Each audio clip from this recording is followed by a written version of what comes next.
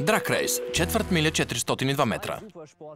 Два суперспортни автомобила и една писта.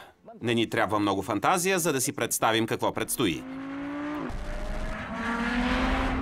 От едната страна стои Audi R8 V10 Plus с 610 конски сили. В момента е една от най-бързите коли в света. Ускорява от 0 до 100 за 3,2 секунди. Максимална скорост 330 км в час. От другата страна е Lotus Exige.